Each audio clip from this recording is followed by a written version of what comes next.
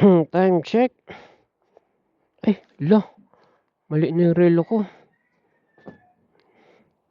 Mali na yung relo ko. 1:15. Pamali tong relo na to. 1:15.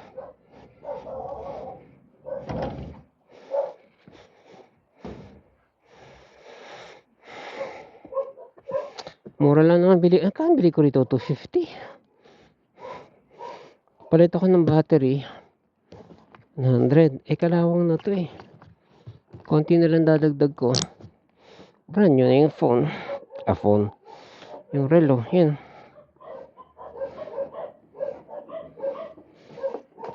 Gusto ko siya kasi itim yung tawag nun. Itim yung display. Excuse me.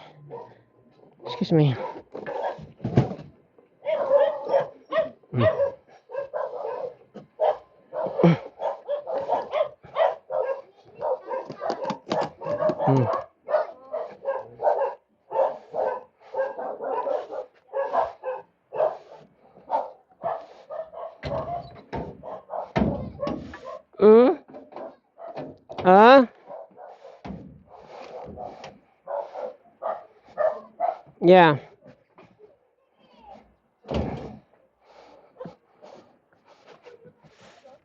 Pero nahulog oh.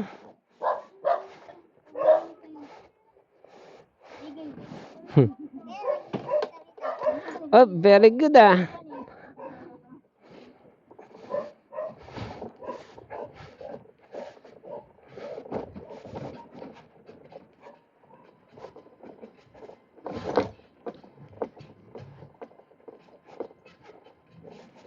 Walwal tayo, walwal. Oops. Grabe, hindi siya tumatabi talaga.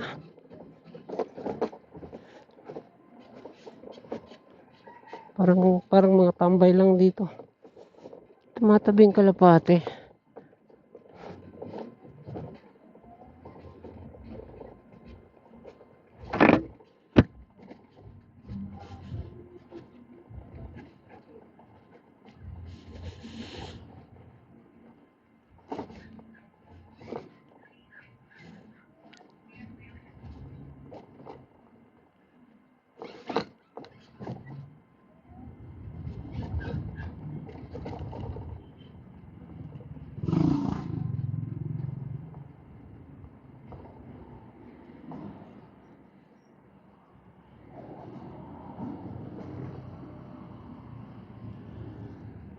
I remember nagpark kami ng kotse namin dyan before eh.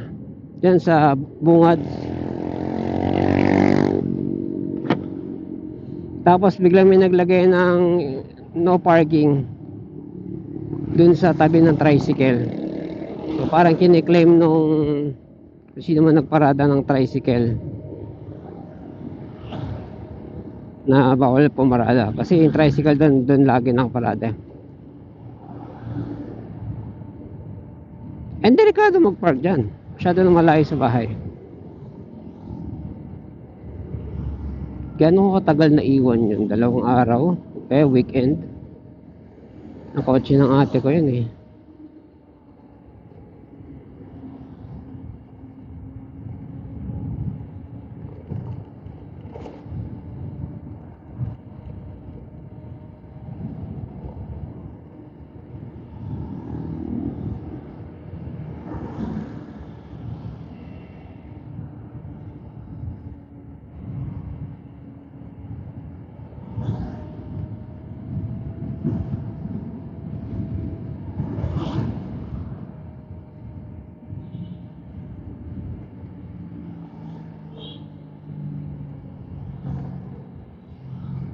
Yung pag ganyang merong papasok nagme-menor ako para in case na sumugod siya, pag pumarena ako, konti na lang yung ihihinto ko. Or pag nagsalpukan kami, bawas na yung velocity ko. Kasi kung unlike sa nakikita ko sa iba, halimbawa may papasok, tutulinan nila para maunahan yung papasok. Minsan instinct yun eh. Madalas instinct yun. Common instinct yun. Problema nun, pag pumasok siya at tinulinan mo at nagpang-abot kayo, yun talaga meron titilapon.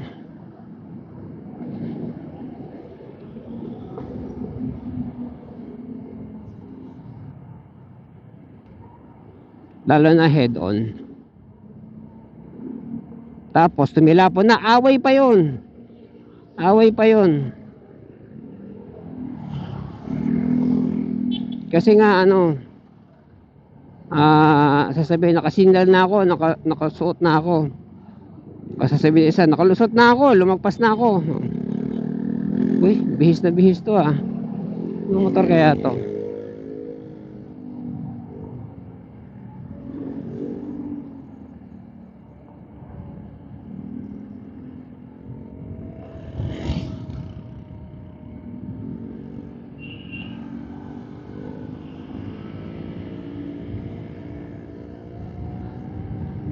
Ay, layo niya na.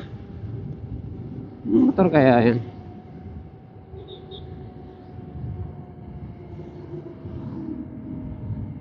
Bakit gusto nila ng violet?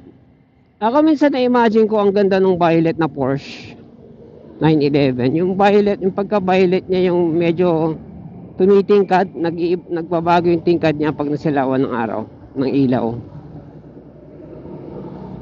Bilis niya, hindi ko tuloy nakalatis. Hindi ako habulin, delicates.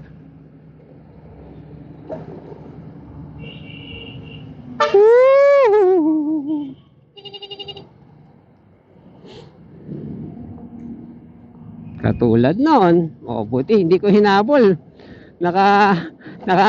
Nakahawak na ako sa selector, magtetres na ako. Woo! Diba? Useless naman yung mga tulin-tulin na yan eh. So yung magtulin dun sa ano, racetrack.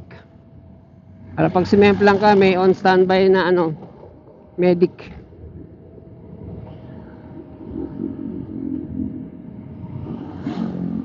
Sana lang unang-una wag ko sanang kailanganin. Pero pag kung kakailanganin ko, sana gumagana siya. Mura lang bili ko sa fire extinguisher ko eh, parang 100 yata something.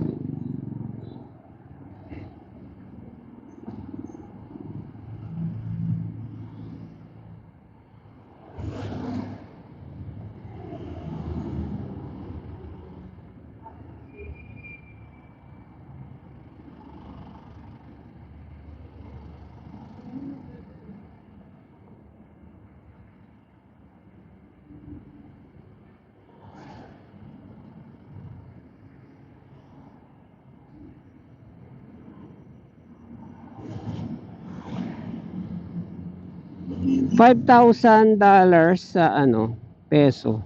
Kano yun? 250,000, wow. And that was year ano, noon pa on the 60s. 250,000 sa 60s. Ako, laking pera nun. Abot kaya ako? Hindi na, don't.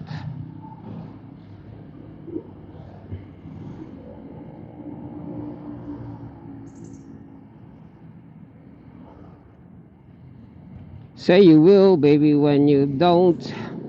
Yes, you know, baby, how you feel. Baby, it's love real. Hey, honey, don't.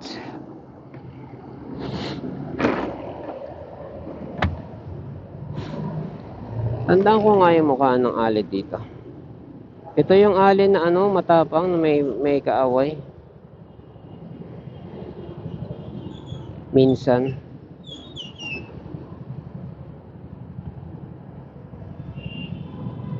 Honey, don't. You say you will when you won't. Honey, don't. Punong-puno ng salompas yung braso ko. Ay, forearm ko sa kaliwa. 1, 2, 4 na salompas. Kulang na lang, balutin ko talaga ng salompas. Baby, when you don't. You say you know, honey, how you feel. Is love real? Hey, honey, don't. Dum dum dum dum dum dum. Honey, don't. Dum dum dum dum.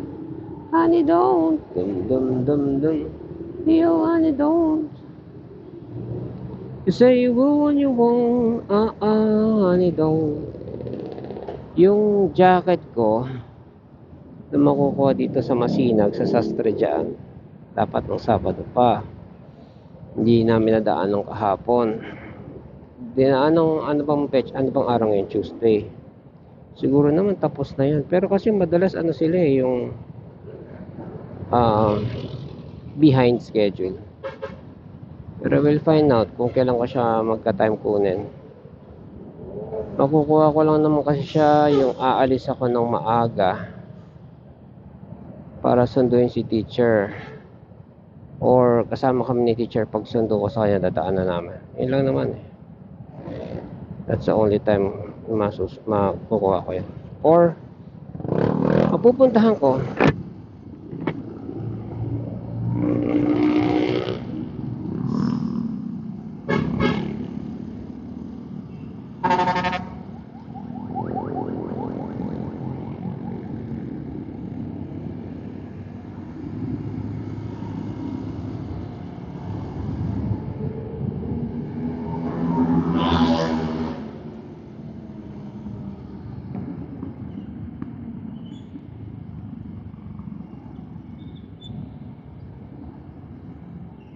is love real? Hey, honey, don't. Honey, don't. You, honey, don't. Honey, don't.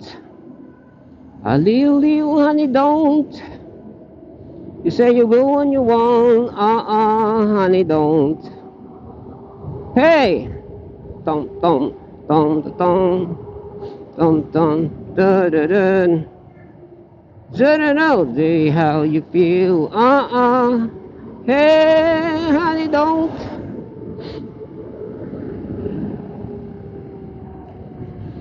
This is very unstable pag kinumpara mo sa Honda. Unstable means, well, in comparison lang naman.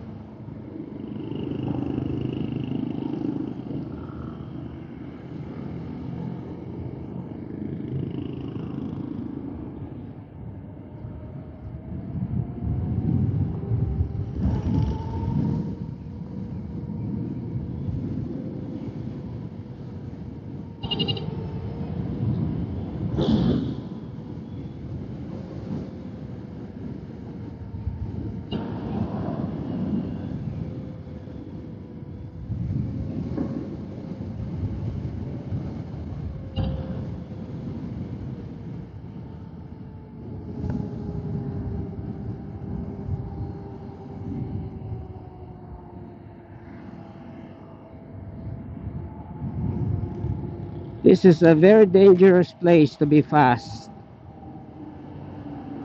So may nag-U-turn dito.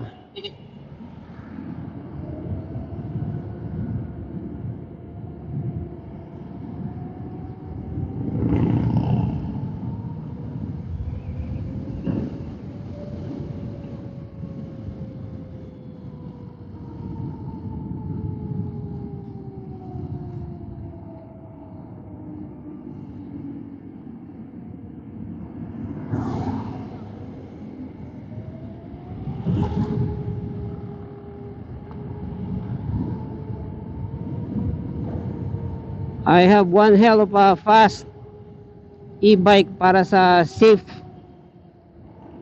rider.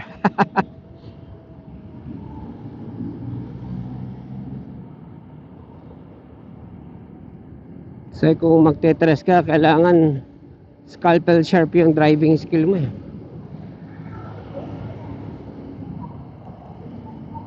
Ha?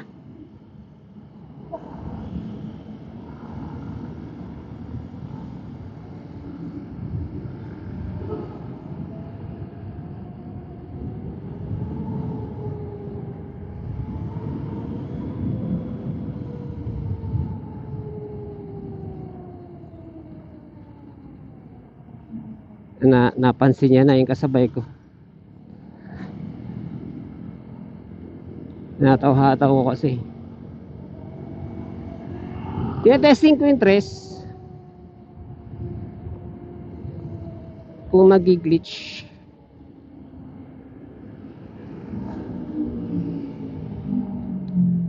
Bilis niya. Boy, yun nakapagkarera sa'yo, boy.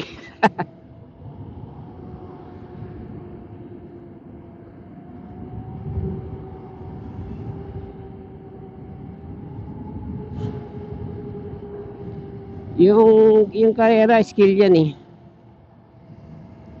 Kaya lang, risk yan dito. Mantakin mo 60 kph lang maximum speed dito. Sabi ah. Pero asa na ba yon? Asa na ba yung ano? Wala, hindi ko na makita eh. Pinati ako nung nakamotor. Hindi ko alam anong motor nung naka ano, ang tawag nun. Lala move. Hindi ko alam anong motor yun, hindi ko napansin eh.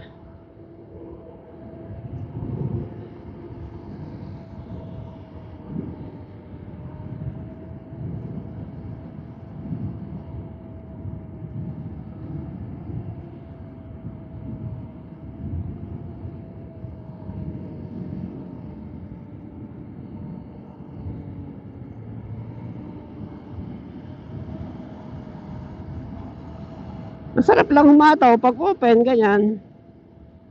Pero yung ganito, mag, magtutuloy ka sa ganitong crowded na sasakyan, no.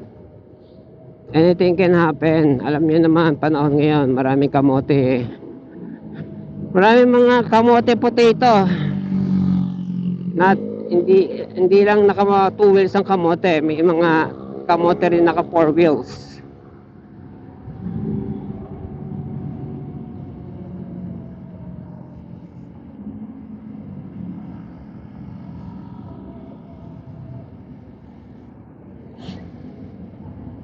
Hindi ko narinig sinabi niya pero bumati siya.